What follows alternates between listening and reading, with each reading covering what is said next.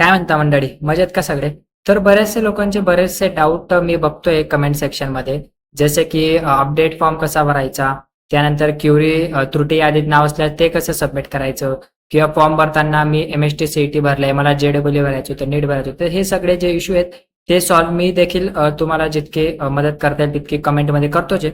तरी जर तुम्हाला महाज्योतीचे जे कर्मचारी आहेत, जे तुमचे प्रॉब्लेम सॉल्व्ह करण्यासाठी आहेत, त्यांच्याशी जर कॉन्टॅक्ट करायचं असेल तर ते कसं तुम्ही करायचं ते मी तुम्हाला आज सांगतोय.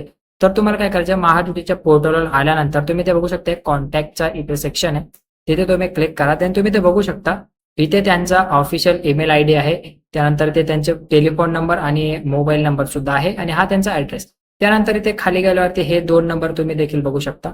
तर ह्या नंबरांवर तुम्ही कॉल करून तुमच्या ज्या काही क्युरीज आहेत त्या तुम्ही डायरेक्टली महाज्योतीच्या जे काही कर्मचारी आहेत त्यांच्याशी बोलून तुमच्या क्वेरीज सॉल्व्ह करू शकता.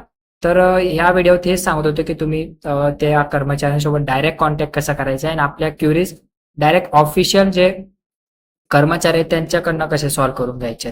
सो मिळूया पुढच्या व्हिडिओमध्ये. तोपर्यंत नमस्कार.